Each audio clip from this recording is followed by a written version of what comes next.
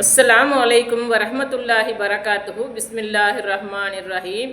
அன்பான சகோதர சகோதரிகளே, எல்லாம் வல்ல அல்லாஹ்வின் நல்லடியார்களே, இன்று நாம் காண இருக்கும் தலைப்பு பிறர் மானம் காப்போம். தண்டனையில் மிகவும் கடுமையானது. ஒரு முஸ்லிமின் மானத்தில் உரிமை இல்லாமல் வரம்பு மீறுவதுதான் மனிதனுக்கு செய்யும் பாவங்களில் தண்டனைகளிலேயே மிக பெரியது என்று நபி ஸல்லல்லாஹு அலைஹி வஸல்லம் அவர்கள் கூறினார்கள். நூல் அபூ தாவூத் 4877. கிழிக்கப்படும் முகங்கள்.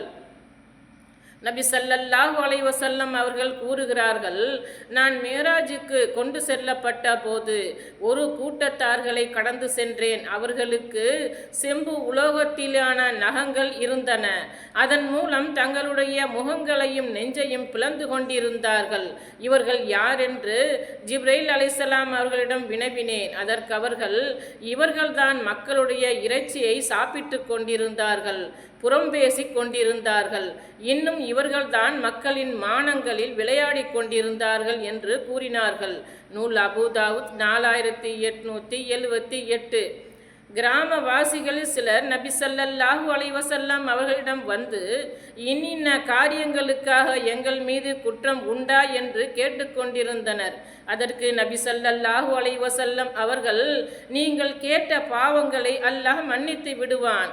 முஸ்லிம் சகோதரனின் மானத்தில் சிறிதளவேனும் பங்கம் விளைவித்திருந்தாலும் அவனை மன்னிக்க மாட்டான் என்று கூறினார்கள். நூல் இப்னு மாஜா 3436. சிலர் விளைவுகளை பற்றி சிந்திக்காமலேயே பேச்சை நீட்டிக்கொண்டே இருப்பார்கள். அதில் புறம், கோல், அவதூறு, நக்கல், நையாண்டி அனைத்தும் கலந்திருக்கும். இதை பற்றி நபி ஸல்லல்லாஹு அலைஹி வஸல்லம் அவர்கள் கடுமையாக எச்சரிக்கை செய்திருக்கின்றார்கள்.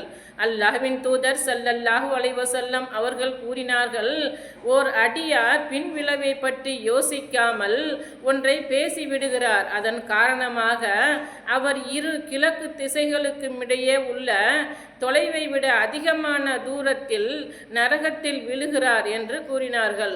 நூல் புகாரி 6477. அஸ்ஸலாமு அலைக்கும் வரஹ்மத்துல்லாஹி பரகாத்துஹு.